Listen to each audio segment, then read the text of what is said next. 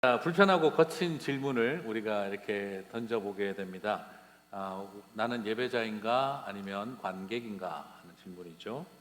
관객과 예배자는 멘탈리티나 그리고 애티튜드가 완전히 다를 수밖에 없습니다. 관객은 찬양팀과 성가대가 잘하느냐 못하느냐를 봅니다. 하지만 예배자는 진심으로 내가 예배를 찬양을 하는 사람인가를 생각합니다. 관객은 목사를 보고 설교를 잘하느냐 못하느냐를 봅니다. 하지만 예배자는 하나님의 말씀 앞에 엎드리는 시간을 갖습니다. 관객은 다리를 꼬우고 있고 예배자는 무릎을 꿇으며 나아간다라고 말할 수 있겠습니다. 그런데 예배자가 아니라 우리가 그 관객이 되면 이렇게 변질이 일어납니다.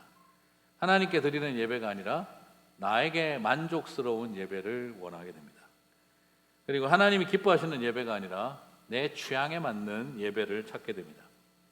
내가 산 제물이 되어야 하는데 예수님이 나를 위해 산 제물이 되어 주신 것으로 만족해 합니다. 그렇게 되어졌을 때 예배는 부담이 안 됩니다. 그래서 어떤 의미에서는 교회에서 제일 쉬운 게 예배다라고 말할 수가 있습니다. 그래서 예배가 제일 쉬웠어요. 무슨 말이냐? 초대교회에서는 예배를 위해서 목숨을 걸어야 했습니다. 예배자가 된다는 것은, 주님 찾으시는 예배자가 된다는 것은 순교자가 된다는 것과 같은 이야기였습니다. 초대교회는 예배를 드리기 위해 공동묘지 지하 감옥에도 들어갔었고 그들은 곳곳에서 예배자가 되기 위해 생명을 걸었습니다. 그러나 오늘날 관객이 되어버리면 교회에서 제일 쉬운 것이 예배입니다. 봉사하지 않아도 되고 섬기지 않아도 되고 그냥 가서 잘하는지 여부를 살펴만 보면 되는, 그래서 예배가 가장 쉬웠어요 하는 자리가 되어버린다는 것이죠. 제가 좀 안타까운 것은, 제가 얼마 전에 코리안타운에서 예전에 이렇게 그 커피 마시면서 좀 설교 준비를 하고 있는데 옆에서 막 그 교회 가자는 이야기를 막 하더라고요. 그래서 전도하시나 보다.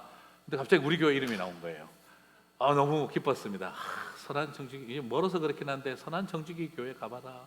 거기 찬양도 너무 좋고 또 말씀도 너무 좋고 목사 잘생겼다 이 말은 안 하고, 네 그렇게 너무 좋다, 그런데 가봐야 돼, 이렇게 한 거예요. 그러니까 또 그래도 반응이 굼뜨니까 그런 거 있잖아, 그 선한 청지기 교회 같이 헌금 강요 안 하고 봉사 강요 안 하는 그런 좀 바른 목회하는 그런 교회가 의외로 쉽다 다니기, 쉽게 좀 다녀봐, 이렇게 이야기를 하는데 제가 뚜껑이 확 열리는 줄 알았어요. 그리고 나서 무릎을 치면서 내가 호구다, 호구 이 생각이 막 떠오르기 시작을 한 것이죠.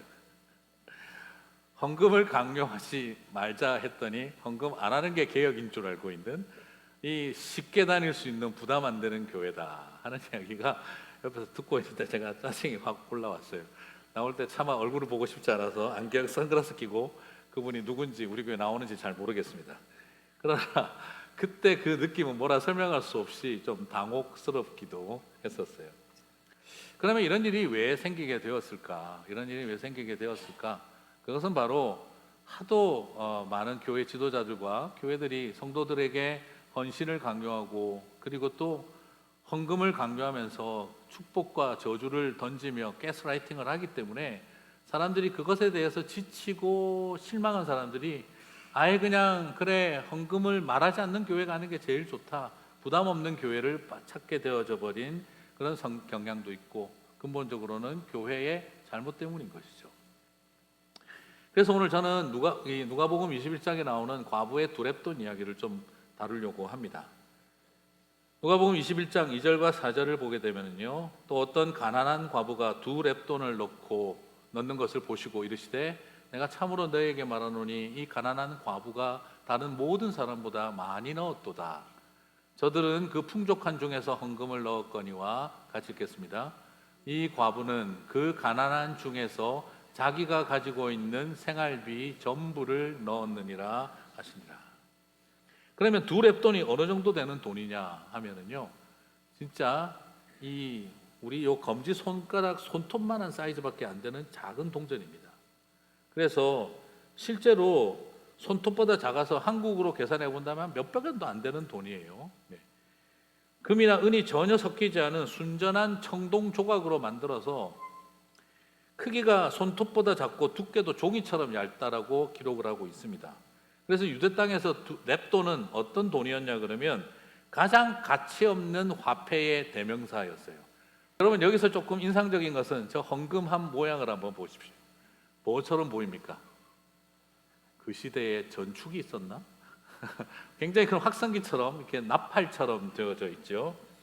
자, 이게 굉장히 재미난 건데 그 당시 이스라엘의 성전의 헌금함은 카조킬라키온이라 그래가지고 나팔 모양의 연복인데 100% 청동으로 만들었어요.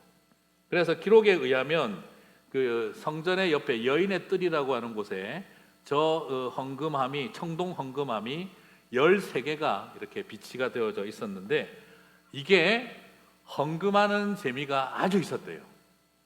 헌금하는 재미가 있다니 그게 무슨 소린가? 그 시대에는 지폐나 수표가 없었기 때문에 다 동전이에요. 그러면은 딱 들고 와서 금화와 은화를 쫙 저기다가 집어넣으면 동전이 촤르르 구르면서 바닥에 딸랑딸랑딸랑딸랑 하면서 떨어지는 소리가 나는 겁니다. 그래서 성전에 찬양하는 소리보다 크고 웅장하게 헌금함에 돈 떨어지는 소리가 늘 성전에 가득했다라고 이야기를 해요. 그래서 한마디로 이야기하면 진짜 헌금 옆에 서 있으면 돈 굴러가유 하는 소리가 들릴 만큼 그렇게 요란했었습니다. 그런데 여러분 종이처럼 얇고 손톱만큼 작은 그 랩돈을 집어넣으면 아예 소리조차 들리지 않고 누가 했는지도 모르는 수준이었다라는 것이죠. 그런데 우리 주님께서 그 들리지도 않는 소리, 전 생활비를 드리는 그 여인의 그 안타까운 마음을 우리 주님은 아무도 봐주지 않고 아무도 듣지 않는데 주님은 다 들으셨다는 것이죠. 오늘 이것이 우리에게 위로가 되고 소망이 됩니다. 주님은 이처럼 온전하게 자신의 모든 것을 드리는 여인들의 삶을 귀하게 여기시고 존중하고 계신다는 것이죠. 하지만 오늘 이 메시지는 이것만 보면 안 됩니다. 그래서 헌금을 강요하는 데 도움되는 본문이 아닙니다. 오늘 이 본문은 굉장히 또 무서운 의미를 담고 있습니다. 주님은 이 여인의 헌신은 존중하셨지만 이 가난한 과부에게 2렙돈마저 받고 삼키고 있는 성전 지도자들과 이스라엘 종교 지도자들과 성전을 향해서는 엄중히 심판받고 망해야 할 것들이라고 대놓고 이야기를 하고 계시기 때문입니다. 오늘 이 성경을 기록한 누가는 의도적으로 과부의 2렙돈 이야기 앞과 뒤에 다른 이야기를 배치하고 있는데 성령께서 영감을 통해 아주 의도적인 하나님의 이 메시지를 담고 있습니다. 이렇게 가난한 여인들의 생활비인 2렙돈마저 다 삼키는 종교 지도자들이 되어야겠냐? 이 가난한 여인의 2렙돈마저 다 챙겨서 성전을 꾸며야 하는 이런 성전은 망해야 하지 않겠냐 하는 메시지를 앞뒤에 붙여놓고 있다는 겁니다. 자, 그러면 누가복음 21장 1절과 4절 앞에 한번부터 보겠습니다. 누가복음 20장 46절 47절 바로 앞 본문을 보면 긴 옷을 입고 다니는 것을 원하며 시장에서 문안받는 것과 회당의 높은 자리와 잔치의 윗자리를 좋아하는 서기관들을 삼가라. 같이 읽겠습니다. 그들은 과부의 가산을 삼키며 외식으로 길게 기도하니 그들이 더 엄중한 심판을 받으리라 하신다. 오늘 과부의 2렙돈을 드리는 이야기 바로 앞에 누가는 성령의 영감으로 의도적으로 부패하고 타락한 종교 지도자들을 언급합니다. 그 중요한 특징으로 과부의 가산을 삼키며 그들은 더 엄중한 심판을 받으리라. 이야기를 하고 난 다음 2렙돈 이야기를 합니다. 그리고 2렙돈 이야기를 하고 난 다음 누가복음 21장 5절에서 6절을 보시게 되면 같이 읽겠습니다. 그 어떤 사람들이 성전을 가리켜 그 아름다운 돌과 헌물로 꾸민 것을 말하며 예수께서 이르시되 너희 보는 이것들이 날이 이르면 돌이 하나도 돌 위에 남지 않고 다 무너뜨려지리라. 성령 하나님께서는 누가를 통해 영감하셔서 누가복음을 기록할 때 바로 이 두 렙돈 이야기 앞에는 과부의 가산을 삼키는 종교 지도자들은 더 엄중히 심판을 받으리라. 그리고 과부의 두 렙돈 이야기를 하시고 그 여인의 그 순수한 마음은 리스펙트 하셨지만 이들에게 나눠주기보다 그 두 렙돈마저 삼키는 이런 성전은 망해야 된다라고 선언하고 계신 것입니다. 오늘 이 말씀을 바라보고 계시면 주님은 뭘 우리에게 도전하고 있는 걸까요? 순수한 마음으로 그 가난함 속에서도 하나님 앞에 드리는 성도들의 마음을 주님은 너무 귀하게 보고 계시지만 그들의 그런 두 렙돈마저 삼키려고 하는 이 종교 지도자들아, 너희들은 더 엄중히 벌을 받아야 할 것이고, 그리고 그것으로 성전을 만들어 가려고 하는 이 욕심꾸러기들아, 니네들의 성전은 돌멩이 하나 안 남고 다 망해야 된다. 지금 그 메시지를 던지고 계신 것이죠. 그럼에도 불구하고 오늘 저는 여러분과 함께 헌금에 대한 이야기를 합니다. 헌금을 강요해서는 안 되지만 헌금에 대한 강조를 포기해서는 안 되기 때문입니다. 강요해서는 안 되지만 강조해야 할 가치가 있습니다. 헌금은 단지 돈에 대한 이야기가 아니라 우리의 삶에서 주권이 누구에게 있느냐를 인정하는 바로 주인권에 대한 이야기이기 때문입니다. 첫 열매로 여호와를 공경하라 그랬는데 그 모든 것이 바로 하나님의 것이라는 것을 인정하는 것이 첫 구별입니다. 근데 가끔 헌금하시는 분들도 물어보면 그래요. 한 달 살아보고 남으면 헌금합니다. 그러지 마시고 처음부터 구별하십시오. 그것은 돈이 아니라 내 주인권에 대한 고백이기 때문입니다. 처음부터 구별하는 것입니다.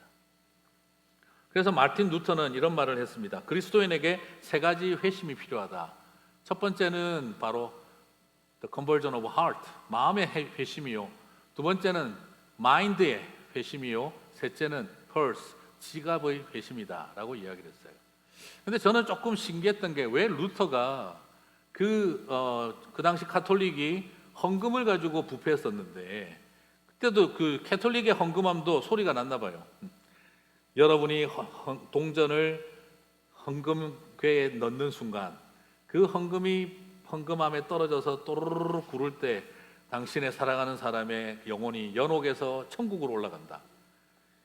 동전 소리와 천국행이 연결되어 있던, 영혼 구원과 헌금이 연결되어 있던 시대였어요. 그것과 목숨 걸고 싸워서 종교 개혁을 일으켰는데, 그러면 루터는 헌금 생활을 오히려 더 터부시해야 될 텐데 루터는 그렇게 말하지 않고 오히려 지갑의 회심이 있어야 한다. 이 속에는 여러 가지 의미가 있습니다. 바로 영혼을, 신앙을 돈으로 살려는 행위를 절대 배격하지만 그 재정에 대한 솔직한 회개와 고백이 없으면 마음과 정신의 고백은 위선일 가능성이 더 높다는 것을 루터도 알고 있었기 때문이죠. 그러나 오늘 이 메시지를 전할 때 우리가 주의해야 할 게 있습니다. 이게 과연 성도들의 지갑만 회개해야 되는 걸까요? 아닙니다. 교회의 지갑이 회개해야 하는 것입니다. 캐톨릭 시대 종교개혁이 일어난 것도 성도들의 지갑이 회개하지 않아서가 아니라 교회의 지갑이 회개하지 않았기 때문이었습니다. 그러므로 오늘 이 메시지를 전할 때 목회자들이 주의해야 하는 것은 여러분의 지갑이 회개하지 않으면 회개한 게 아니에요 라고 외칠 것이 아니라 교회의 지갑도 회개하지 않으면 성도들의 지갑의 회개를 요청할 자격이 없다라는 말과 같다는 것입니다. 오늘 이 누가복음 18장의 이 스토리와 누가복음 19장의 스토리는 너무나 기가 막힌 대조를 보이고 있습니다. 아주 성실한 율법주의자 종교인으로 거룩하게 살아온 바리새인 부자 청년은 내가 어떻게 하면 구원을 얻겠습니까? 하고 와서 내가 율법을 다 지켰나이다 하자 지갑의 회개를 선포하셨는데 그는 고개 돌리고 가버렸습니다. 그러나 19장에 예수님이 한마디도 하지 않으셨는데 그 죄인 중에 죄인인 세리장 삭개오가 밥 먹다가 일어나서 주님이 요구하지도 않았는데 자기 입으로 말합니다. 내가 절반을 내어놓고 4배나 갚아주겠습니다. 그러자 주님은 오늘 이 집에 구원이 임하였다라고 하십니다. 사랑하는 성도 여러분, 오늘 우리가 왜 하나님은 성령님은 누가에게 영감을 주셔서 이 순서를 이렇게 기록하게 해놓으셨을까요? 오늘 우리의 진실과 직면하라는 것입니다. 우리의 마인드가 온전히 하나님 앞에 회개하지 않는다면 우리의 거룩과 종교적인 의가 자기 자신을 결코 숨겨줄 수 없다는 겁니다. 그런 의미에서 우리의 삶을, 그렇다고 오늘 지금 갑자기 부담되시죠? 절반을 팔아야 되나? 네, 그것을 지금 말하는 게 아닙니다. 성경에서 나오는 그 부분들이 모든 것을 극단적으로 말씀적으로 가자 이게 아니라, 그래서 10의 1조 이야기가 나오게 된 것입니다. 11조는 다른 어떤 것보다 구원에 대한 감사입니다. 또 많은 분들이 오해하는 것 중에 하나가 예수 그리스도께서 오셔서 율법을 완성하셨는데 아니 왜 11조는 지키자고 하냐, 이율배반적이고 이중잣대다, 예수님은 율법을 완성하셨기 때문에 11조는 이제는 안 지켜도 된다. 근데 오늘 그렇지가 않습니다. 여러분, 11조의 시작을 살펴보면, 간단하게 제가 언급하면 11조의 시작을 살펴보면 아브라함이 제사장 멜기세덱에서 만났을 때 11조를 처음 바치는 일이 나옵니다. 조카 롯을 구출하고 그 식솔들이 하나도 다치지 않고 구원받고 난 이후에 아브라함이 너무너무 기쁘고 감사해서 전리품 중에 11조를 떼가지고 제사장 멜기세덱에게 바칩니다. 그때 멜기세덱이 감사하고 기쁨으로 화답하며 떡과 포도주를 줍니다. 뭔가 좀 묘하죠, 그죠? 자, 그럼 여기서 질문을 던져볼게요. 첫 번째, 십계명과 율법이 그 당시에 있었을까요, 없었을까요? 십계명과 율법은 없었습니다. 아브라함과 멜기세덱 시대는 율법의 시대가 아니라 십계명과 율법이 만들어지기 700년 전의 이야기입니다. 그러므로 그 시대에는 십계명이 있고 율법 때문에 아브라함이 11조를 바친 것이 아니라 그의 마음속에 있었던 이 율법이 아니라 감사의 결과였다는 거죠. 이 11조는 그럼 무엇 때문에 드려졌는가? 나는 율법을 지키는 사람이기 때문에 드린 것이 아닙니다. 죽은 줄 알았던 조카 롯과 그 식솔들을 구출하고 하나님이 구원하셨다는 것에 대한 감사의 고백이, 그가 전리품을 11조를 드렸다는 거예요. 하나님이 살려주셨다, 하나님이 구원하셨다는 그 감격이 10의 1조로 멜기세덱에게 드리는 계기가 되었다는 것이죠. 그러므로 최초의 11조는 율법 준수가 아니라 하나님이 살려주신 구원의 기쁨을 감사로 표현한 것이 10의 1조였다라는 것입니다. 그럼 세 번째, 이제 중요한 포인트, 제사장 멜기세덱은 누구를 상징하나요? 그렇죠. 히브리서 말씀을 알고 있는 것처럼 바로 우리의 영원한 대제사장이신 예수 그리스도는 누군지도 모르고 족보도 모르는 멜기세덱의 반차를 조차 영원한 대제사장이 되셨다고 그랬습니다. 그러므로 창세기에 나오는 멜기세덱은 구약에 숨어있는 예수 그리스도의 타이폴로지, 모형입니다. 그러므로 오늘 이 최초의 11조는 구속사적으로 아브라함이 예수님을 상징하는 영원한 대제사장인 멜기세덱에게 10의 1조로 구원의 감격으로 기쁨으로 드린 것이고, 그 결과 멜기세덱이 무엇을 주지요? 떡과 포도주를 주는 것입니다. 그러므로 오늘 창세기에서 우리는 예수 그리스도를 통해 일어나는 사건의 성취가 이미 시작된 것을 창세기에서 멜기세덱에서 볼 수 있습니다. 그러므로 11조는 소위 말하는 율법주의적인 관점에서 해야 할 의무사항이 아니라 하나님이 하나도 다치지 않고 우리를 구원시키셨다는 그 구출의 감격과 감사로 드려진, 예수 그리스도에게 드려지고 떡과 포도주 성찬을 받는 바로 그 헌신의 관계로 나타나고 있다는 것입니다. 그래서 오늘 우리는 신약시대에 나오는 이야기처럼 절반을 바치고 전 재산을 팔아 하나님 앞에 드리고 그렇게 하는 것이 아니라 바로 구속사적으로 아브라함이 드렸던 그 10의 1조의 시작이 우리는 율법을 이어가는 것이 아니라 아브라함의 그 마음을 이어가는 맥락에서 신약교회는 이제 재산 바치라 이런 거 요구하지 마라, 전 재산 바쳐야 헌신이다, 10의 5조 바치면 아나니아처럼 죽는다 이게 아니고 네, 아나니아와 삽비라처럼 죽는다 이렇게 겁주지 말고 그냥 하나님 앞에 다른 것 없이 인정하고 드리는 삶을 살아가라는 것입니다. 사랑하는 성도 여러분, 이것이 오늘 우리에게도 소중한 의미로 남아 있습니다. 그러므로 이 연금이 저는 여러분 안에 자발적인 기쁨과 감사가 되었으면 좋겠습니다. 고린도후서 오늘 9장 6절 8절 그죠? 7절부터 한번 보겠습니다. 각각 그 마음에 정한 대로 할 것이요 인색함으로나 억지로 하지 말지니 같이 읽겠습니다. 하나님은 즐겨내는 자를 사랑하시느니라. 하나님이 능히 모든 은혜를 너희에게 넘치게 하시나니 이는 너희로 모든 일에 항상 모든 것이 넉넉하여 모든 착한 일을 넘치게 하게 하려 하심이라. 아멘이십니까? 그렇습니다. 우리에게 인색함도 그리고 또한 억지로도 아니라 나에게 주어진 것을 즐겨내는, 그러나 부탁드리고 싶습니다. 과부의 2렙돈을 요구하는 일을 결코 해서는 안 되는 일입니다. 오히려 더 많은 것으로 그분들을 넉넉히 도와야 하는 것입니다. 그럼에도 불구하고 드리는 성도들의 그 마음을 주님은 결코 외면하지 않으십니다. 하지만 교회 지도자들과 교회는 그 성도들의 순수한 마음을 악용해서는 절대 안 됩니다. 이것이 깨어있는 마음이어야 합니다. 그래서 저는 늘 기도합니다. 하나님, 정말 과부와 가난한 과부가 우리 교회에서 외롭지 않고 위로받게 해주십시오. 그리고 또한 망할 교회 세우지 않게 하시고 더 엄중히 심판받아야 할 지도자 되지 않게 해주십시오.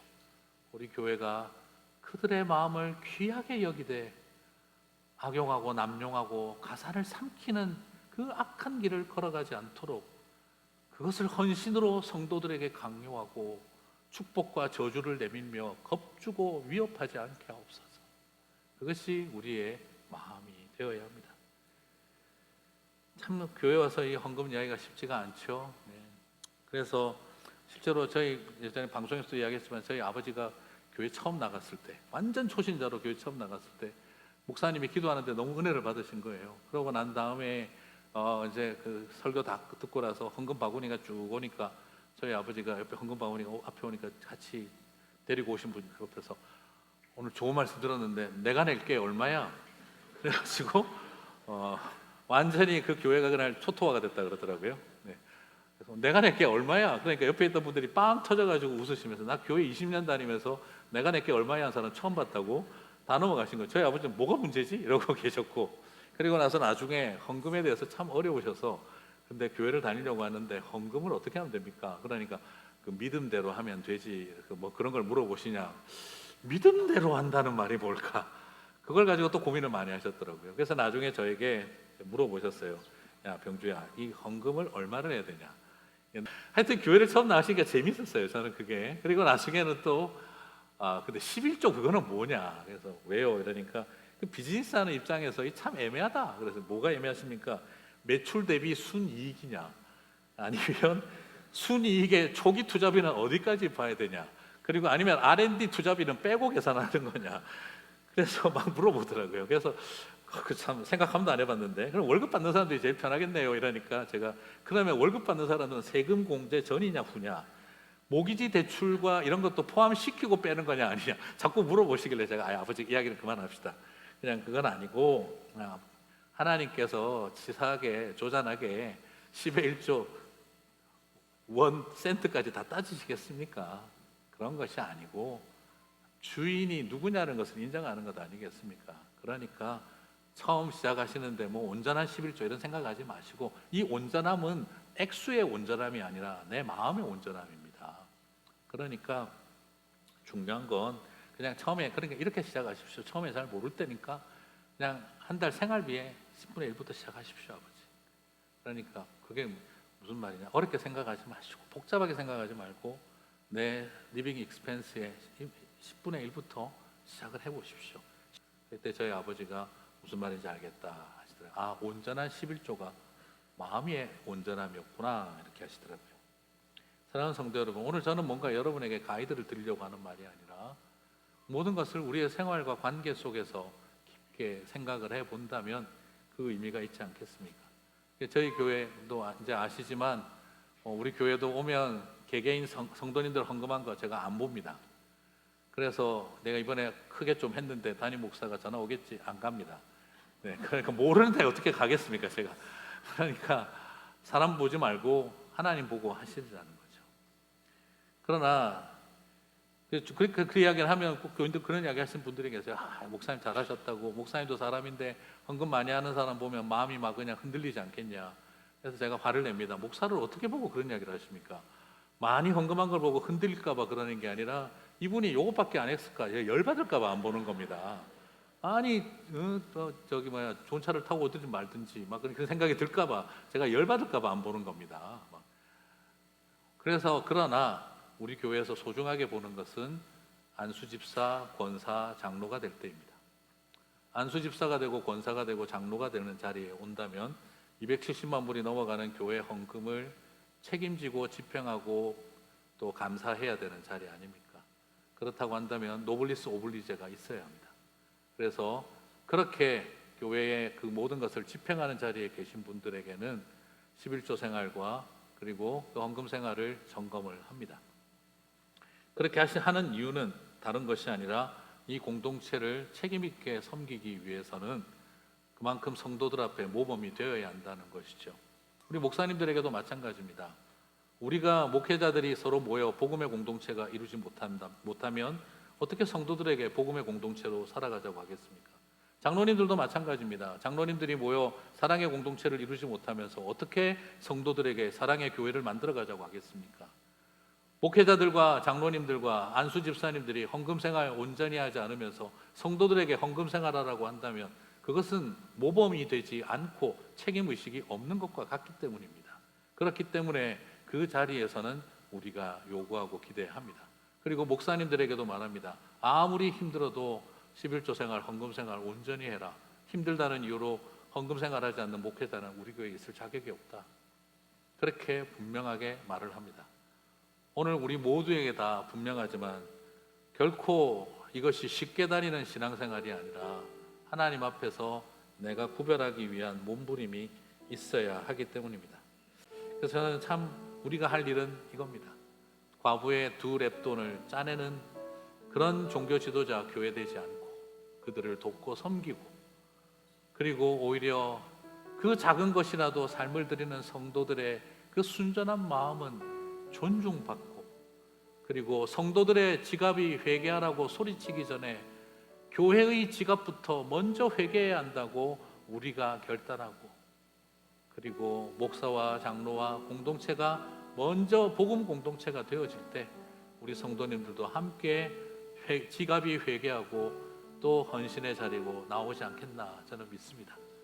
그 길을 함께 걸어가는 우리 선한 청지기 되시기를 주님의 이름으로 축복합니다.